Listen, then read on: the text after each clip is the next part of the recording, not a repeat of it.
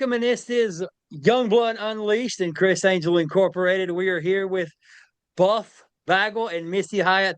First time ever these two have been in the same podcast together. How are y'all Why two couldn't doing it be tonight? Missy Hyatt and Buff Bagwell? That's what I was wondering. As you should. Let's be honest. I mean, without Missy Hyatt, there never would have been a Buff Bagwell. So, Exactly. right? Let's call a spade, bro. Yeah, that's true. That's true. If it wasn't me getting a divorce and looking for an apartment. My question is, and Buff, was Missy there when you pulled the 44 out and pointed it at him and then shook the guy's hand? Well, let me start it with this, because this is something I've really always learned to say, and this is only about a 5-year-old time I would say this. Hey, Stace, come get this puppy dog off me, please. It's dying to play fetch with me right now. Look, y'all gotta look at this. Look. Aww. He's look. Oh, no, Look. Where's the ball at? Right here. It's on me somewhere. Of course. So watch this. Hey guys. Hi. For you. As many times as you want to do it, watch. Oh, Of course. They'll never get tired. I mean, 1,000 times a day I do it. All right, baby, here you go. There you go. Wow. Is it a he or she? It's a he. Fitz. Oh, he's getting his cardio in. Fitz. Yes. Fitz. I like that. So this is only about 5 years old that I would say it this way, but this is how I remember it. And I think just from saying it a few times with Missy's got a different account. We've never talked about the grill part of it. And again, before I tell the whole story, I want to, say this is how I remember it, because it's 35 or 36 years ago.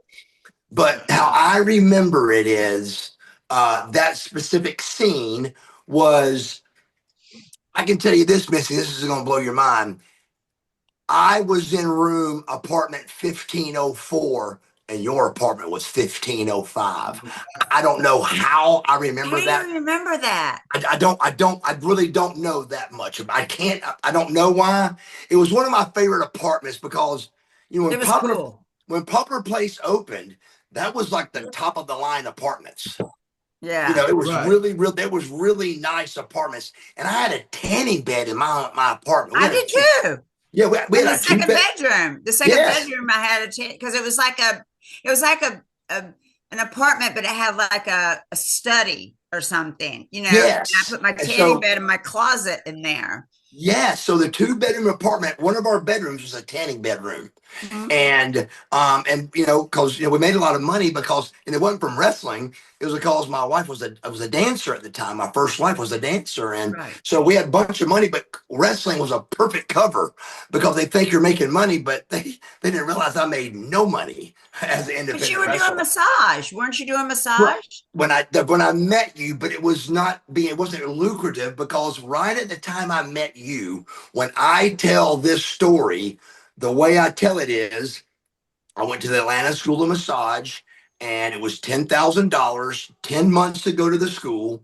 I went the fastest you could go. I graduated first in my class, and I got the #1 job in the state of Georgia for massage therapy. They were trying to do away with the word masseuse. They were trying to really clean up massage by going with massage therapist. And so cleaning it up, I'm working for a corporate sports, the #1 company in massage, and there were all of the athletic clubs, the real high dollar. Yeah, that's where I thought you worked at. That's what I did.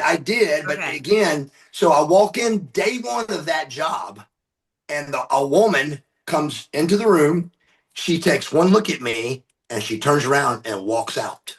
And I go, "Well," I said, "Ma'am, excuse me, what did I do wrong?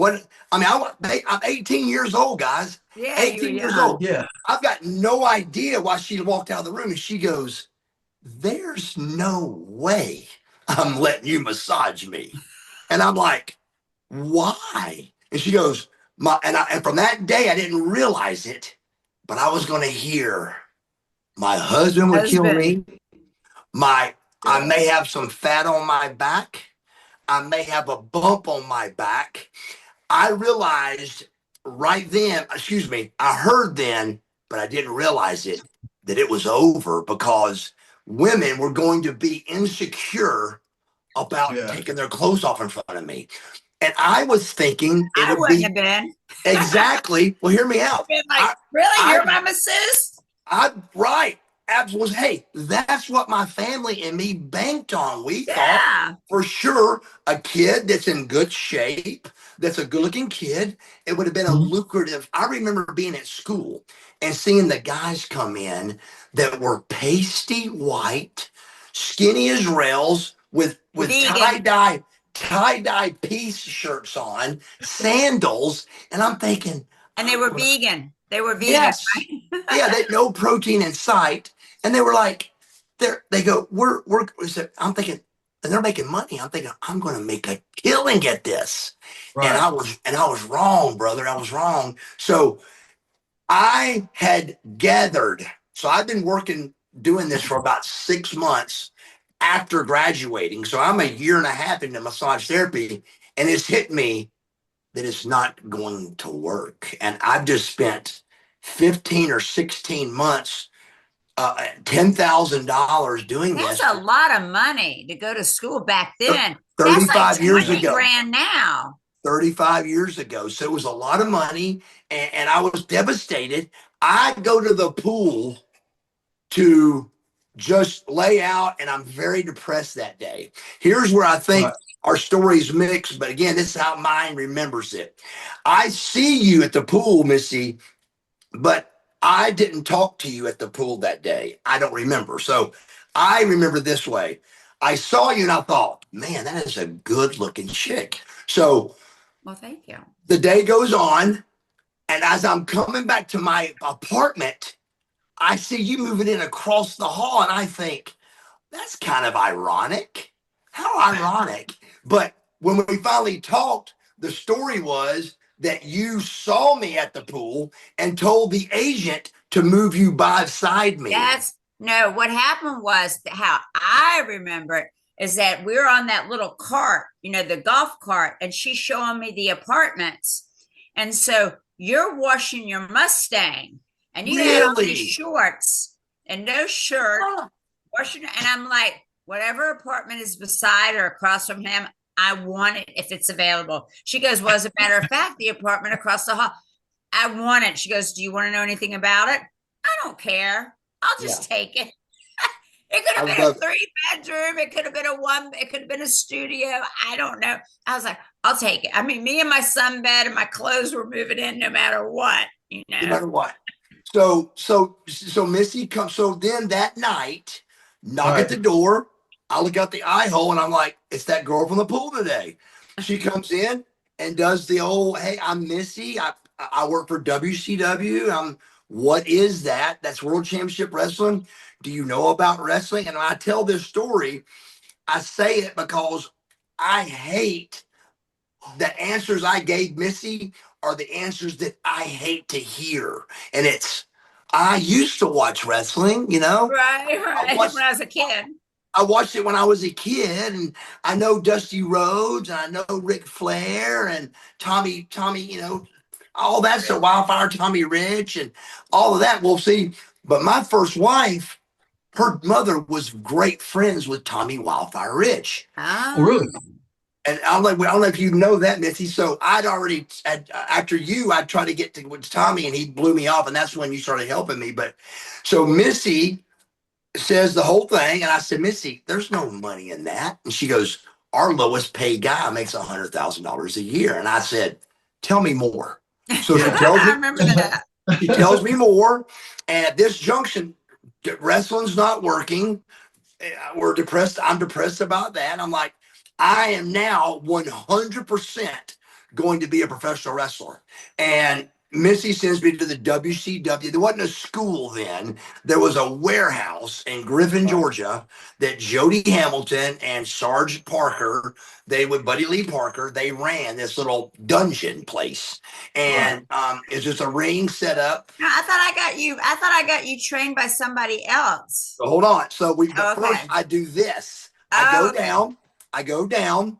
They want $3,000. And Kevin Nash, they were in the ring and they were whispering. And I came back to Missy. I said, Missy, they're whispering about me and they wanted $3,000. She goes, you're an idiot. She goes, they're calling spots. And I go, what's a spot? And she realizes I don't know what that means. And she goes, they were calling moves in the ring. I go, I didn't know. I thought they were talking about me, or dogging me out. And so Missy goes, forget the 3,000. I know somebody that can train you. We'll call. So she called Joe Pedicino. And then Joe Pedicino got Steve the Brawler Lawler to train me. Right. And I called him. I said, listen, I'm going to send you a guy.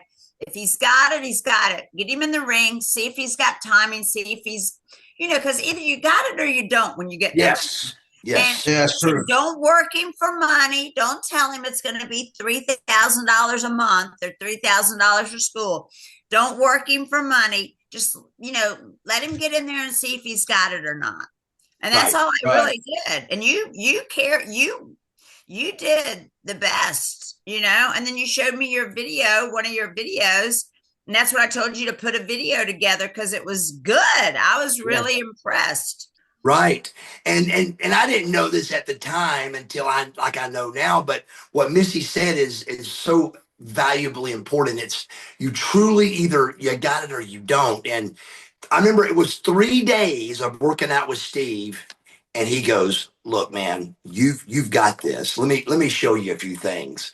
And I realized he had been beating me up for 3 days. And I said, You've been beating me up for 3 days? I said, Mark, I couldn't just. You have to do that the right way. Yes. The right way to do it and make sure you really want to do it. You just like these guys that they call up, like WWE will get fitness magazines and see these women or see these guys and call them, hey, you want to be a wrestler? And they kiss their asses and treat them like they don't do it the right way. And none of the people that they've trained or done is worth a shit. Yes. Because they don't want it. No. I agree. I agree totally with you on that. And I have seen it myself firsthand. And it breaks my heart, but it pisses me off at the same time because I know how I was trained and from, Ivan and Robert Gibson, Robert put it on me. Robert's the one that really smartened me up to everything because Ivan wouldn't tell me shit. Even, I just went to the wrestling I didn't tell him to smarten him up. I just told him, see if he's got it or not. Don't waste his time. No. And they did. Got it. And they really didn't. Yeah. Steve was hard on me it may have been 4 or 5 workouts, but I remember coming home from the very first workout and I wasn't going back. I was like, that's the hardest thing I've ever been through in my, because it was a little bit of a disadvantage knowing Missy. I didn't know it was a great advantage, but at first I thought it was a disadvantage because I saw Missy's schedule. And I was like, there's no way in hell I can do what I just did looking at Missy's schedule. There's no way you can do that. So I'm not going back. I'm not going back. And for some reason, I really don't remember this part of it. But for some reason, I think because of lack of things to do, I went back, and after that second and third day, I was really getting the hang of it more and just really catching on quick. And Steve showed me a little bit, a few things, and it just really came together quick for me on that. But as I'm at Steve Lawler's during this 3 to 6 week time period of training in the ring, setting the ring up and training, I'm staying in touch with Missy about it. How's it going? No video yet, I don't think, but I'm just telling her about it. During that time, Missy was at this apartment because she was divorcing Eddie. Right. Correct. That's why Missy? I moved in there because I was getting a divorce from Eddie. She was getting divorced from Eddie. So I And what else did I tell you? One of the first things I ever told you. What was it? Oh, I can take. I say a lot of them, but the first thing that came to my mind when you said that is you were telling me how to be in a locker room, how I got to Right, but keep your mouth shut. shake hands, and man, I really got over. I never would have made it without Missy because I was a well mannered kid, but I didn't know to that Yeah. degree shaking hands and all that with everybody. I didn't know, but I was taught by Missy to do that. So this good looking kid that had instant heat came in and was so wonderful, shaking hands and everything, that everybody was like, "Man, this kid's pretty nice," you know. And so it helped the blow from being a good looking kid. It took the heat off a little bit, and it was wonderful. Missy Right. really told me everything, and then I remember hearing an argument going on in the middle of the night, and I remember again how I remember it. I had a electric pink G string on, and I hear a commotion, so I grab my 45 automatic and I look out the eye hole. And back then, let me tell you, a barbecue grill was no joke.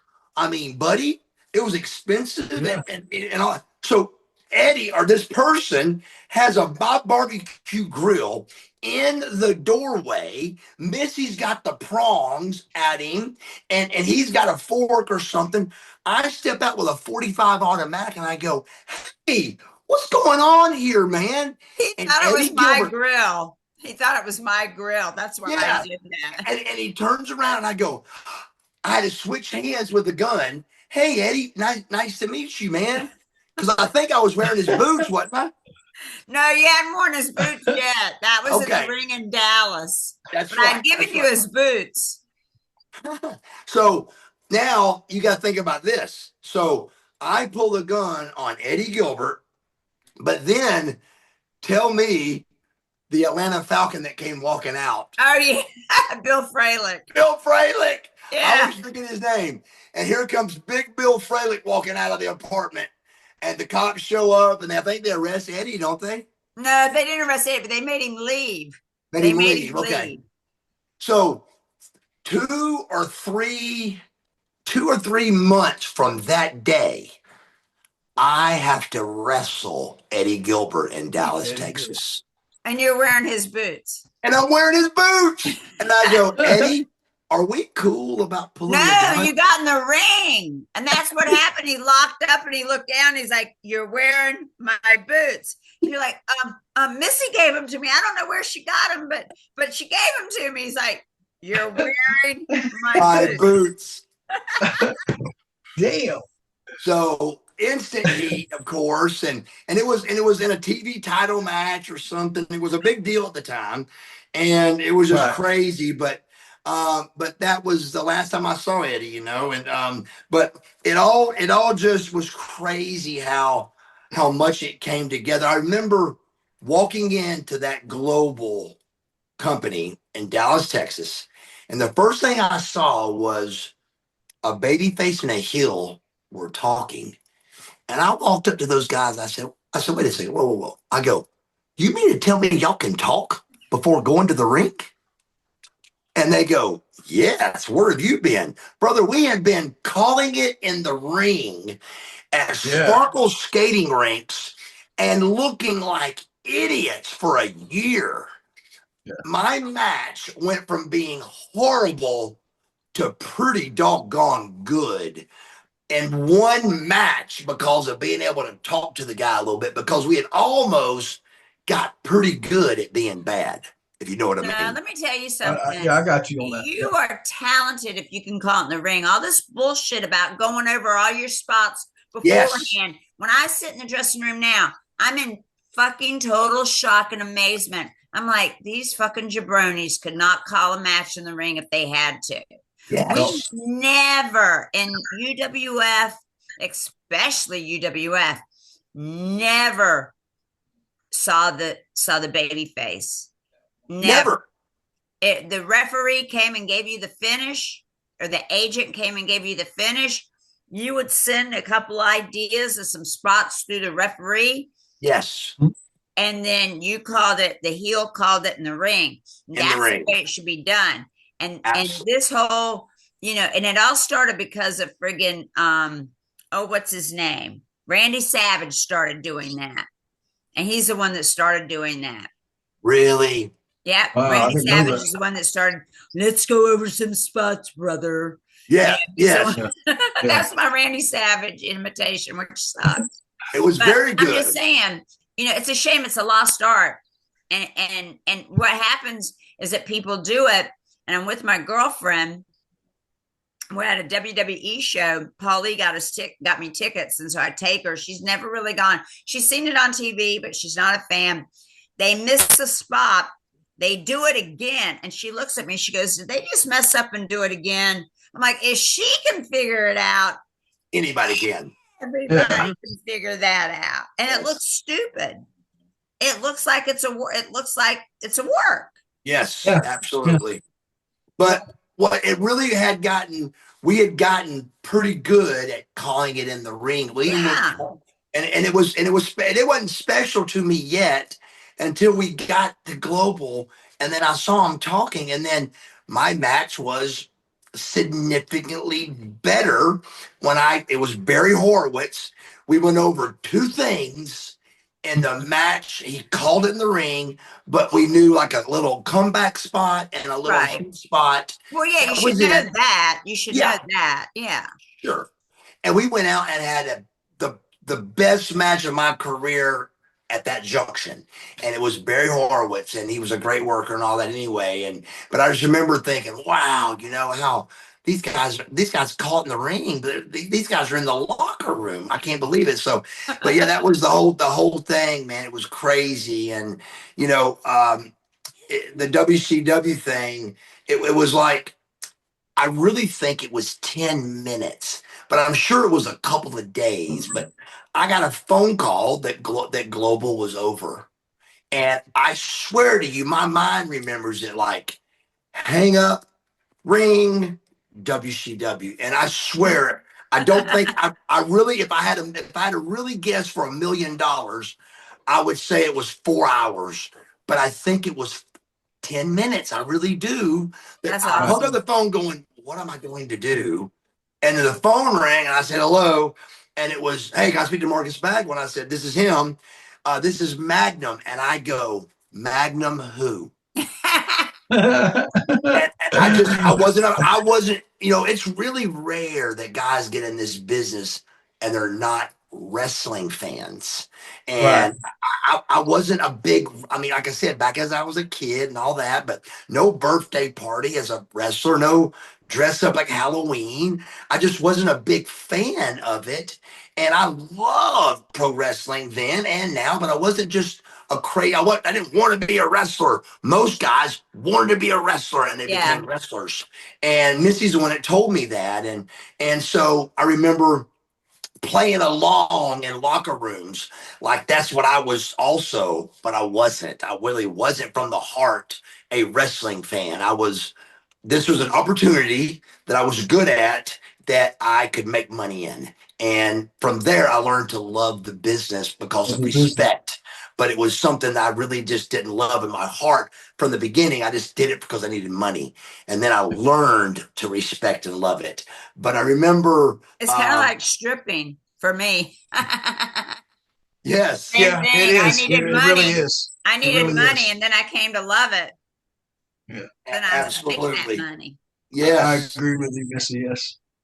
Now, Marcus, what was your very first match? Who was that with? Because I remember you going into Global and watching you in Global, and then you had the mask on and you carried a rose, if I'm not mistaken, Yeah, handsome stranger. and a handsome stranger. And I was thinking, well, this guy's new. This might be his first match, but obviously I'm wrong because you said you wrestled a year prior to that.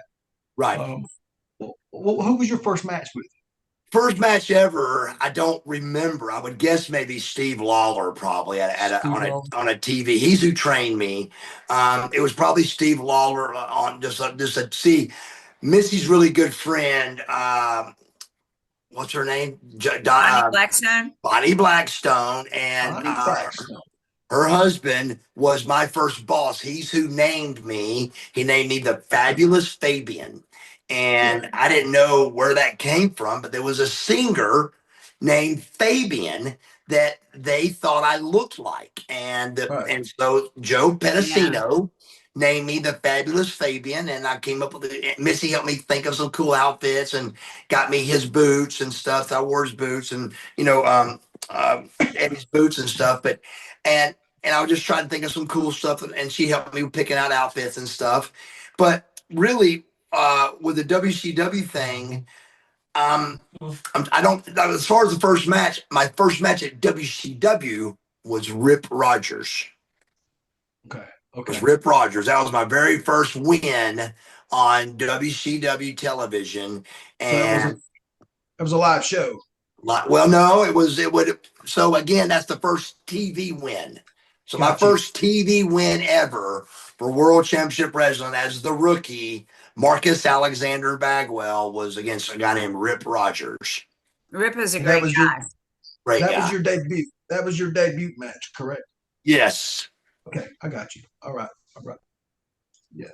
Yeah, how he got his job though is I took his video and I knew who would look at it would be Jim Barnett. Jim Barnett would fall in love with you.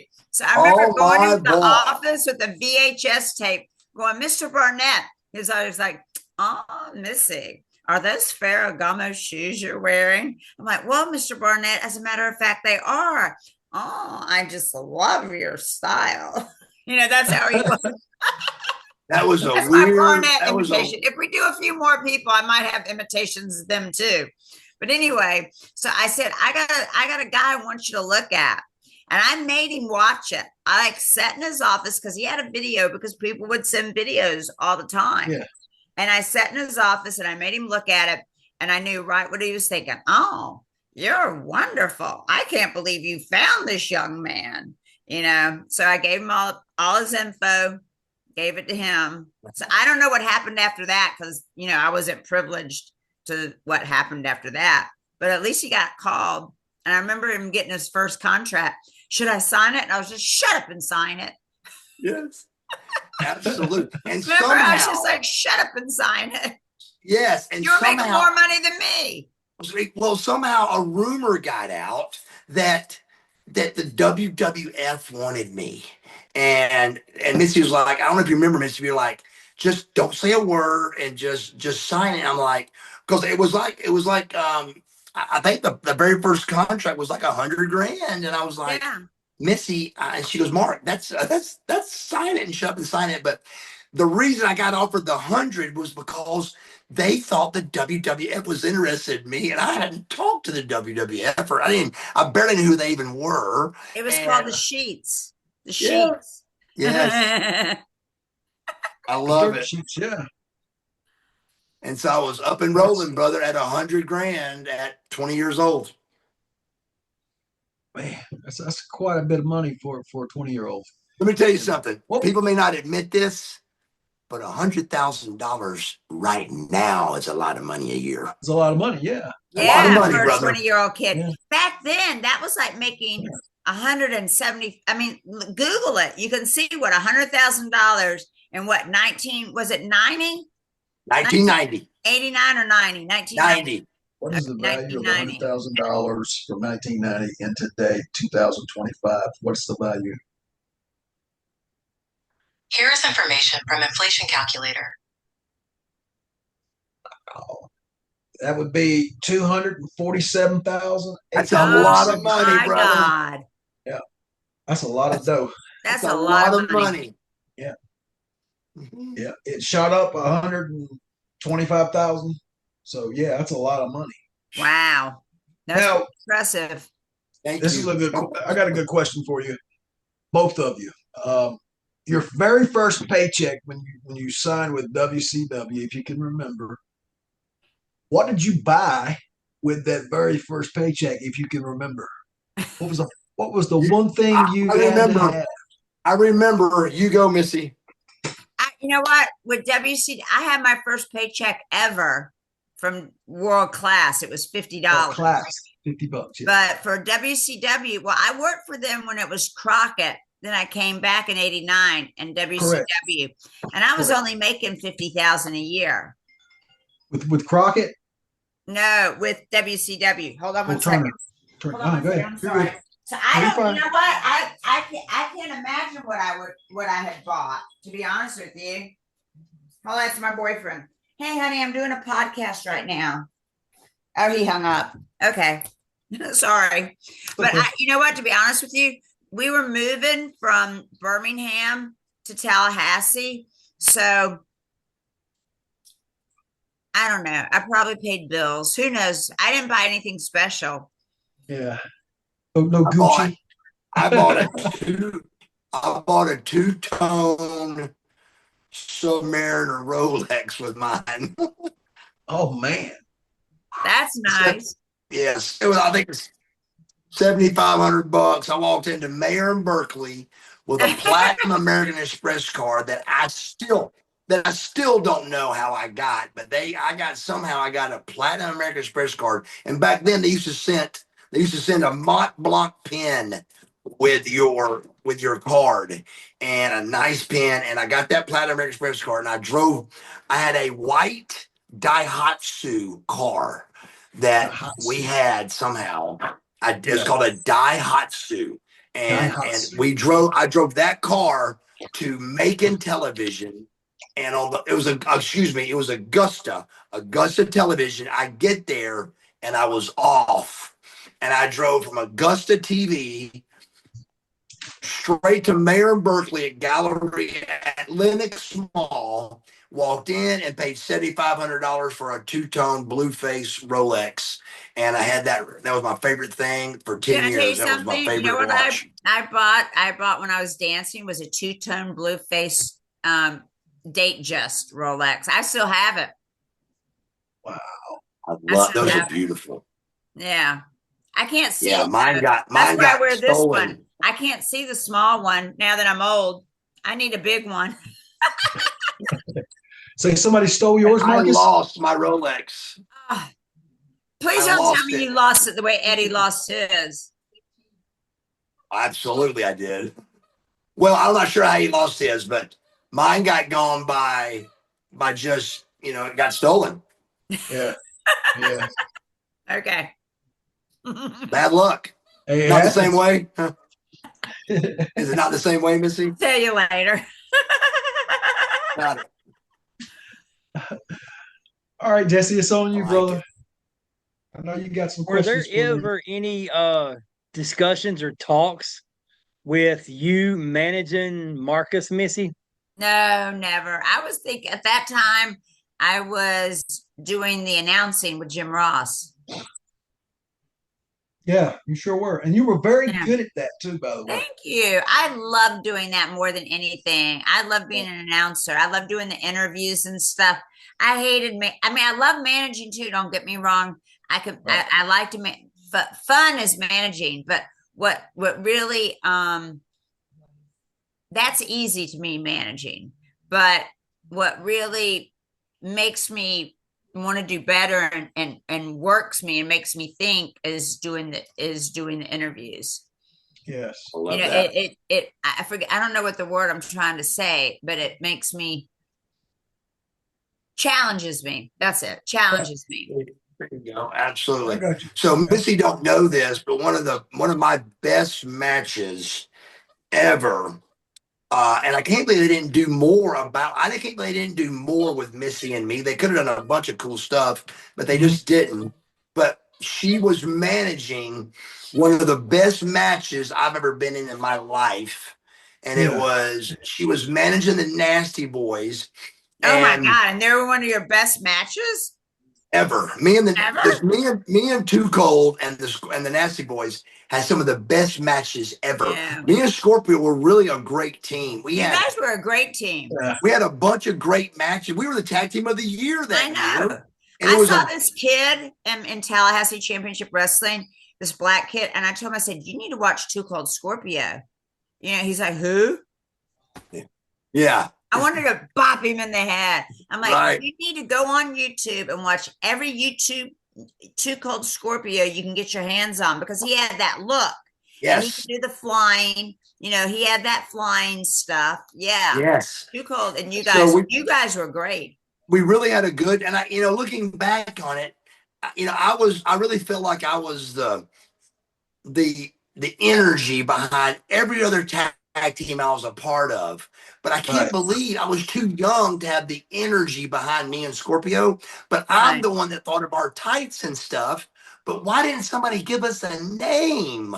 We were Right. tag team of the year, and we didn't even have a name. I know. It You was didn't need a crazy. name. You didn't need a name. I know, but I think it would have been cool, Ebony Right. or Ivory, something, the black Yeah. and white train or anything. But I think I used to get made fun of, Missy, bad in the locker rooms I was know. Too Cold well, Scorpio and Marcus Alexander Bagwell. I got ripped apart. And my parents loved me having my real name, but I hated it. I know. yeah. I know. I always liked it though. I mean, it just Marcus Alexander Bagwell. I mean, that's It a cool sounded ass name. great. Yeah, Yeah, I Sounded like it that. great. did. I like that. Yeah. Yeah. But the Question match for was 1993. It was 1993 Halloween Havoc, and yes. Missy was managing the Nasty Boys. Teddy Long was managing us. And what Right. people don't realize is your a tag team match should really be the best match on every single card, because you've got 5 people that have to come up and get together to nail this match and to make it special. And then when you add 2 managers, now you've got 7 people, 7 different brains that's going 7 different directions. It's got to come together to pull this match off for a finish. And it was a fantastic match and a fantastic finish where me and Missy kiss and the slap and all that, part of the angle. They always had me And it was just kissing a great finish. somebody. Go ahead, Did you blush, Missy. Missy? Were What? you blush? Were you I blushing probably after you Oh, was. ate the I go smack? ahead. probably was. They always had me kissing somebody. I don't get it, but I think one of my But it was I something where don't the kiss and yeah. a double knockout or something, and it was just a fantastic match. Halloween Havoc '93, I'm gonna have to and I just rewatch that. I'm telling you, it goes down as one of my favorite matches ever. Cool. Very special. Yeah. I've got two matches for you from that time period that I like a lot that I studied. Was you working Arn Anderson in a singles, and then you and Brian Pillman working Arn and Bobby Eaton. I love those matches because the psychology was just there. It was snug. Everything was just on point. The No. timing was like freaking. That's I mean, it Bobby was Eaton. yeah, yeah. I mean, the Sorry. timing was like there. I mean, you couldn't get any better match than that. Those 2 matches that I saw, and it's just you and Arn just had a chemistry that you rarely see.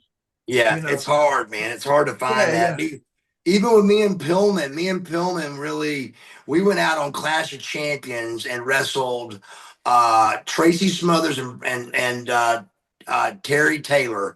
And back then, this was like a huge, gigantic move. But me and Brian Pillman just slingshot it over the top rope to the floor.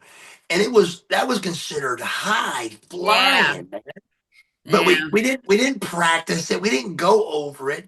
We just talked about doing it. And at the same time we did the crossbody on the outside, and it was so much better. Like, as we not calling it back, not going over it 10 times. We Because just you go by talked about it the and did it, and it crowd. was wonderful. You go Yeah. by the crowd. You know, Yes. if the crowd's into Yes. it, then you. I know that for a fact. Like, you go by the crowd. So Right. You're right. if they're You're not getting it, whatever Absolutely. you do, you can go and chop someone's head off. They're just not going to get into it. Not into it. Yeah, you have to listen to the crowd because Absolutely. they're going to tell you everything you need to know. And I mean, that was one thing I picked up when I started doing this. So yeah, you're right. And What that was was the so that was so Go ahead, hard to Justin. watch during COVID.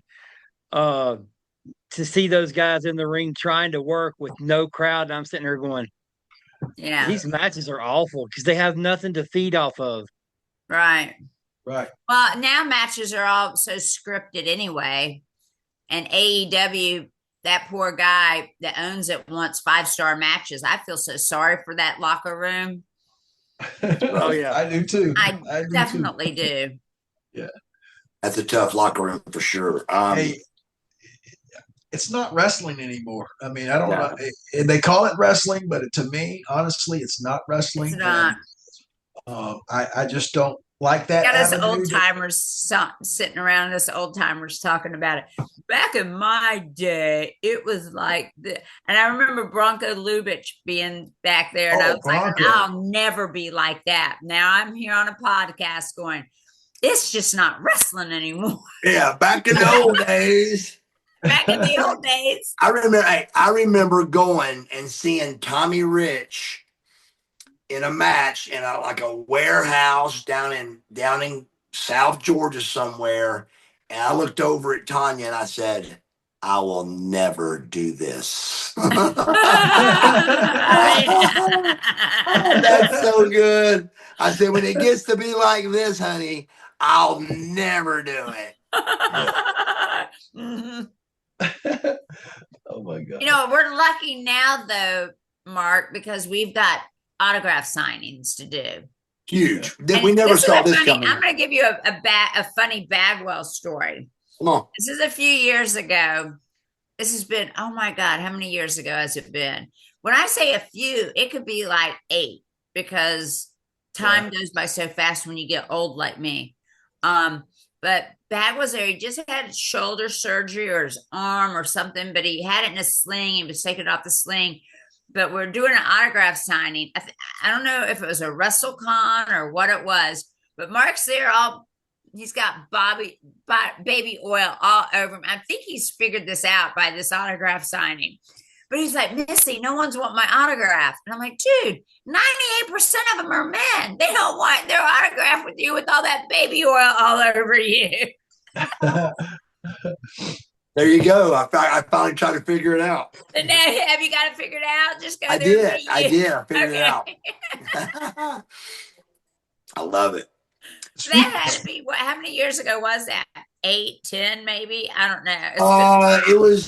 It would have been 10. 2015 was it's 9. You're right. More like 8 or 9. Yeah, 8 or 9. 10 was the last time I was in tip top shape, was 2015. And then 2016 is when, after the shoulder, I just started. Yeah, your shoulder, because you had a sling on. You kind of took it off because you wanted to look all buff. Yes. Right. Yes, very true. And I never, if I would have known what was coming after that, I would have really thought more about surgery.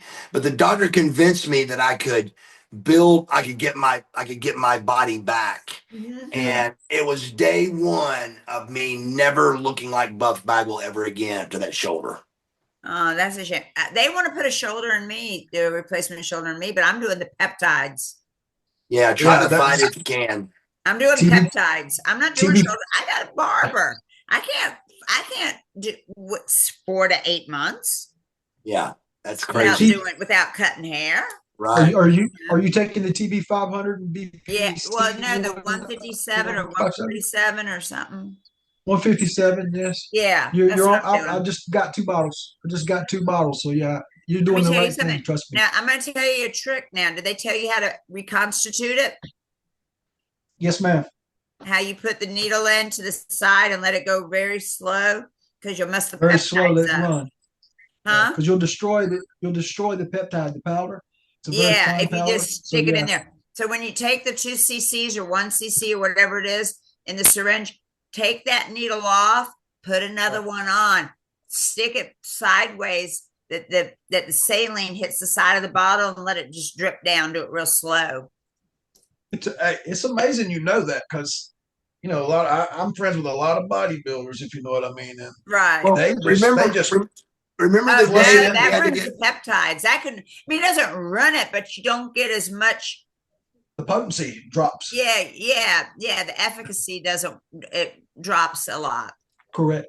What so were you going to say, Marcus? growth used to have to shake it like this. Is that what y'all are talking about? Yeah, The and you gentle not thing? shake right. it. You just you twist it. Twist. Don't I shake remember, it. Just kind of Yeah. yeah. Don't shake it. you're right. I remember that. And keep it in the refrigerator after you And reconstitute it. I roll mine like that right there. Yeah. Perfect. And you're going to Yeah. see within a few weeks, you will see a difference. Like my shoulder, I have to do it in both shoulders. I do one day, one the next day, one the next day. I'm getting ready in about a week. My 6 weeks is going to be up. I'm going to wait 6 weeks, then I'm going to do it again. I think by then I should be pretty good. Good. That's great. Yeah. The Can you peptides tell are amazing. Can you tell a difference since you've been taking it? Oh yeah, 100% difference. I used to wake up and go to sleep with my arms just killing me down, just radiating pain down like this. I don't, maybe once a week, maybe twice a week, it hurt. Right. Yeah. But Intramuscular. You go intramuscular or just into the fat? no, subcutaneous. Subcutaneous. Okay. Sub-Q. Okay. Yeah. Yeah. I just stick it right in here and just sideways. Right. Yeah. Kind of like a slant. Yeah. Yeah, it doesn't 45-degree hurt. angle. Yeah. Yeah. That's Talking how- about that sleeping thing is what happened to me. The doctor goes, come back when you can't sleep.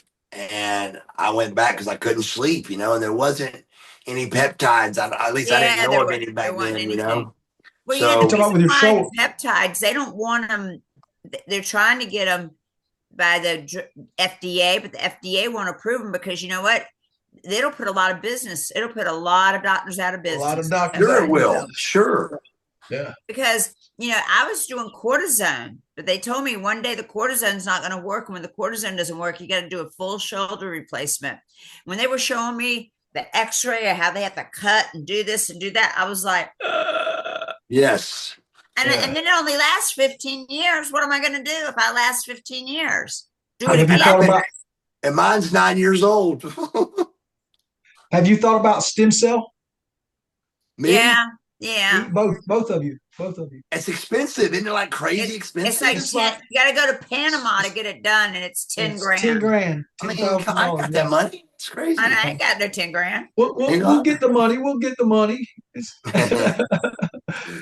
Guys, we got like 9 minutes left. Because we the way we scheduled it was by the hour.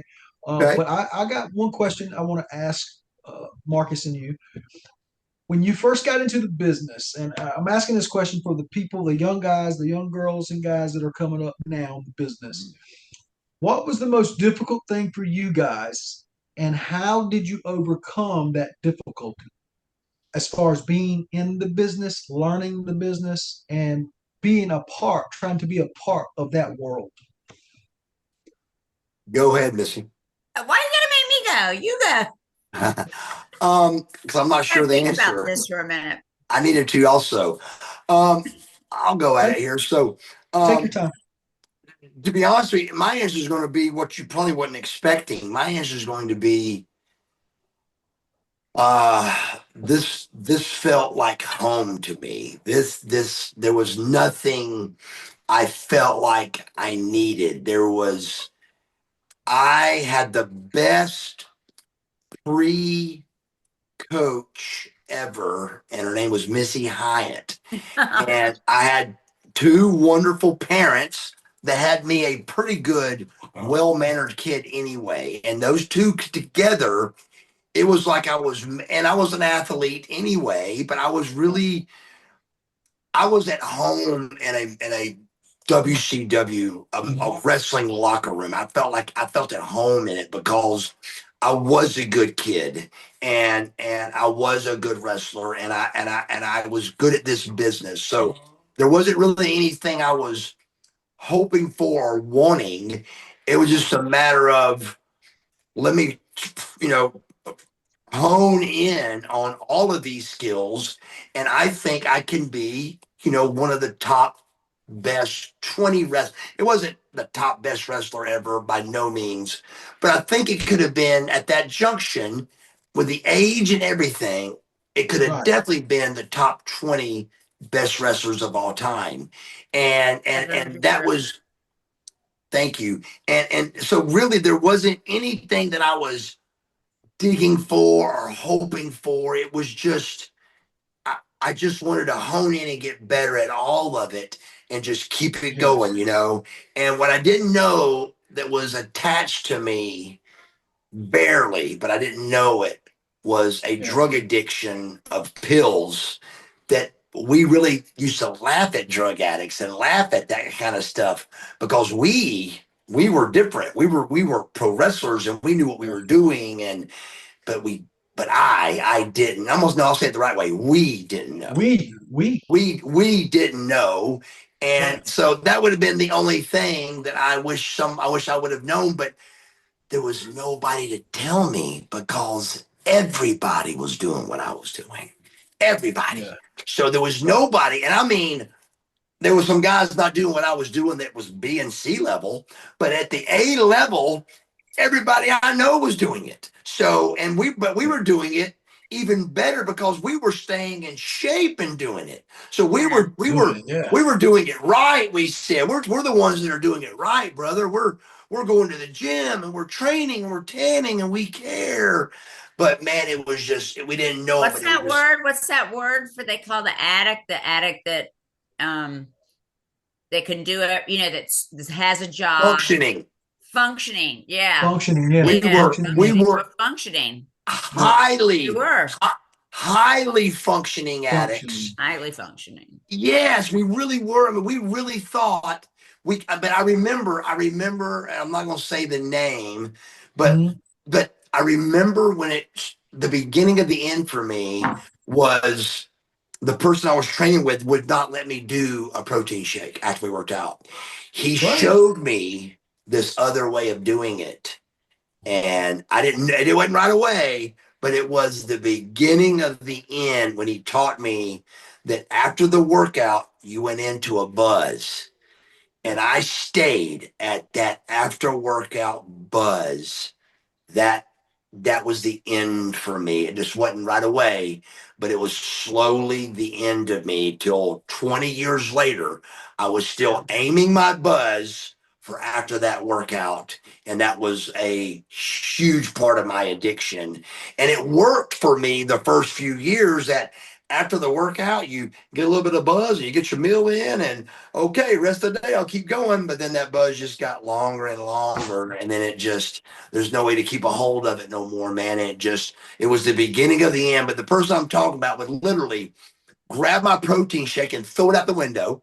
If I would try to eat a protein bar, he'd throw it out the window. And I said, come on, man. And then I finally tried what he wanted me to do. And brother, it was like hook, line, and sinker, man. I was like, this is incredible. So then it got to be like this for workouts. I mean, the hardest cardio we could do, blowing chest out, blowing triceps out, to get in the car with a cooler already done and going right in with 2 Somas and 4 lower tabs and a Coors Light. And hook, line, and sinker. I was done, brother. But I really was, this was really a business sport company thing that there was no stopping me, and I was going to do very well at it. And I did. But then, you know, the thing that happened was crazy. Was just the WWF thing happening was nuts. But you still, know everybody. why? Because you didn't keep your mouth shut. Well, you're right on that, totally. But I think, and I don't think it was my mouth so bad as it was a new set of people hearing my mouth. And so the WCW guys that knew my mouth, I think they knew good old Mark. But when the WWF heard it, it was like, did you hear what he said? Did you hear him? And I didn't change because I didn't know I was doing anything wrong. but then Right. it was heard. I like to say it was heard differently, but it was different set of ears, and I guess they wasn't ready for that mark that I thought guys knew, and it was different, and I wasn't ready to. If I would have had Missy one more time go, listen now, you're getting ready to switch company. These new people, there's new people. You need to start over and be the old Mark. I think it would have done wonders for Yeah. me. I wish I would have done that. I'm sorry. No, don't be sorry. I'm sorry, guys. We got 2 minutes. Okay. 2 minutes. Go, Missy. Missy. What's Okay. yours? Well, I think it was when Sunshine came to me. I wanted to be in wrestling since I was 17. And when Sunshine, we were rolling around one time and I was laughing because I was having such a wonderful time. And she came in. I'd never seen her before, never saw her after that. That was the only time she came to our dressing room, the heel dressing room. She's like, don't you ever laugh. If you laugh, I will beat the shit out of you. Yeah. I was having a great time. And I think right then and there, I realized, oh my God, I'm in wrestling and this is a business. This is not just shits and giggles and fun. Right. That's when I had my moment. I love it. Guys, What has year been was that, wonderful. Missy? 1985. Wow, 85. Hey, let me ask you this, Missy. Is John Tatum still alive? Yeah. Yeah. Is he? Yeah. They're interviewing him for Dark Side of the Ring for me. I love it. They were going to interview you, but the story's already been told. So Oh, I told them to interview you. I thought it'd be great. I was expecting a phone call from him. I know. I don't know why. They're interviewing Bonnie Blackstone. Bonnie Blackstone, Matt, my friend Lori that I knew since I was 18. John Tatum. I don't know. David Manning. I think David Manning from World David Class. Manning, yeah. Yeah. Well, guys, we've got like 10 seconds left. I want to thank you guys both. You guys mean the world to me and my family. You guys have been a huge influence on me. So thank you for everything, and thank you for all the memories. And hey, we just had a reunion, guys. I know, that was awesome. I love it. Let's do it again. We will. Love you, Missy. Peace out, peeps. Love you. Bye. Thank you, everyone. Bye, guys. Love you. See ya. Thank you, Chris. You too, Marcus. Thank you. See you guys. Much love.